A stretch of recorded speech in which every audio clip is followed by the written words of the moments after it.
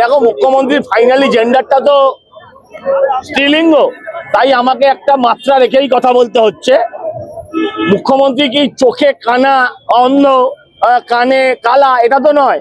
তিনি তো টিভিতে দেখেছেন এবং শুনেছেন যে ওই মা, ওদের বাড়ি চন্দন দাসের স্ত্রী, ওদের পুরো পরিবার বলেছে আমরা স্বেচ্ছায় এসেছি। তারপরে আর এই কথা বলার না মানে কি হয়? আমি কালকে বলেছিলাম মুখ্যমন্ত্রী নাটক করেছেন।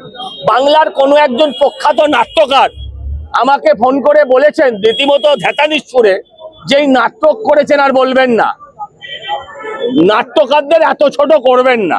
তাই আমি আর নাট্যকারও বলতে পারছি না। ওরা আগেই বলেছিল তোর পয়সা আমার চাই না, মা স্বামীটাকে ফিরিয়ে দে, ছেলেটাকে ফিরিয়ে দে। শকুনের মতন গেছেন ওখানে। হ্যাঁ, আজকে ওদের বাড়িটা ছাড়িয়ে দেওয়া হলো কেন?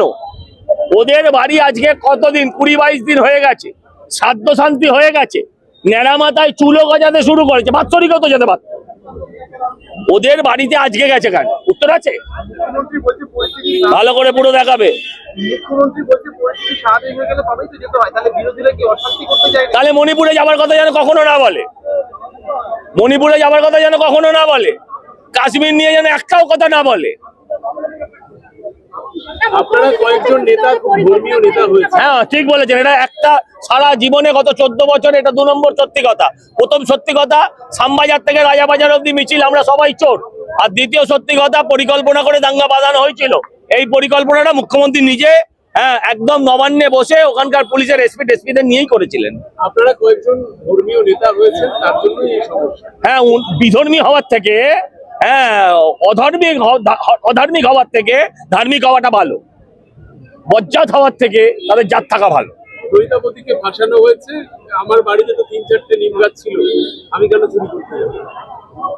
সে তো আমার মাঠেও নিম গাছ আছে, ধাপার মাঠেও নিম গাছ আছে। সব নিম গাছ এক, সব মহিলা কি এক? সবার যার নাম মমতা তার মধ্যেই মমত্ব থাকবে এমন নয়। আরে ভাই, জগন্নাথের নিম কাঠ, ভেসে আসা নিম কাঠ, আর ওই ওনার গাছের ভাগাড়ের নিম গাছ, কি দুটোই এক হতে পারে? আপনি উত্তর দিন না।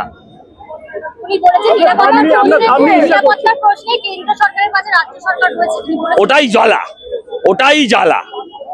নিরাপত্তার প্রশ্নে ওরা যেখানে থাকবে সেখানে নিরাপত্তা নিশ্চিত হতে পারে না।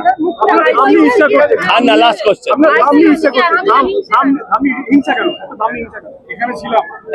আটভাট কথা বলে লাভ নেই। ধামে কোনো হিংসা নেই। হিন্দুদের 4টে ধাম হয়, সেই 4টে ধামকে আপনি 14টা করতে পারেন না। 1, 2, হিন্দুদের কয়েকটি নির্দিষ্ট গোত্র আছে, তার বাইরে উনি গোত্র বানাতে পারেন না। আপনি ঈদের এতে গিয়ে, নামাজে গিয়ে আপনি বাংলায় নামাজ পাঠ করতে পারেন না। দুর্গাপুজোর পুষ্পাঞ্জলি দিতে গেলে আপনি বাংলায় মা কালীর উদ্দেশ্যে আপনি মন্ত্র পড়তে পারেন না। আপনি যদি ধর্ম মানতে হয় তাহলে পুরোপুরি মানতে হবে। আর নাটক বলতে পারবো না, কারণ একজন নাট্যকার আমাকে ধমকেছে যে আমাদেরকে এত নিচে নামাবেন না। একটাই দাবি, আইডেন্টিফাই করো, ধরো, দেশের বাইরে পাঠাও। পাকিস্তানি নাগরিক যারা রয়েছে তাদেরকে আইডেন্টিফাই করতে হবে, ধরতে হবে, পাকিস্তানে পাঠাতে হবে। পাকিস্তানিদের পশ্চিমবঙ্গে থাকতে দেওয়া যাবে না। যারা পাকিস্তানি, আবার বলছি, আমি কোনো ধর্মের বিষয়ে বলছি না, এই পাকিস্তানিদের কথা বলছি।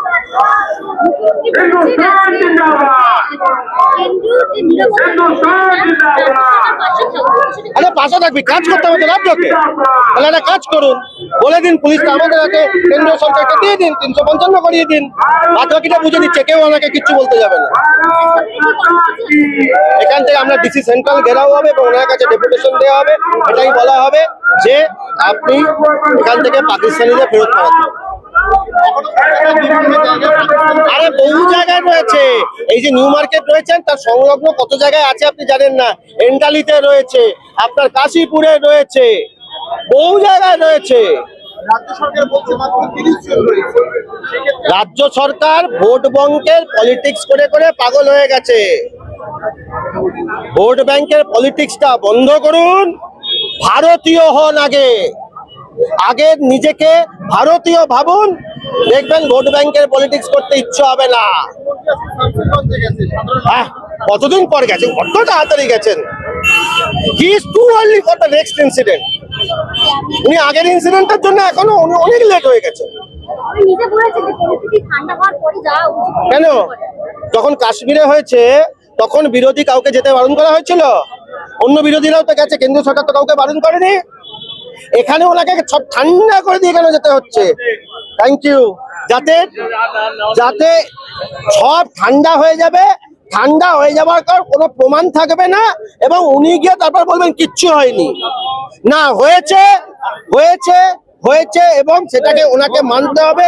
দরকার হলে এই রাজ্যে রাষ্ট্রপতি শাসনও হবে।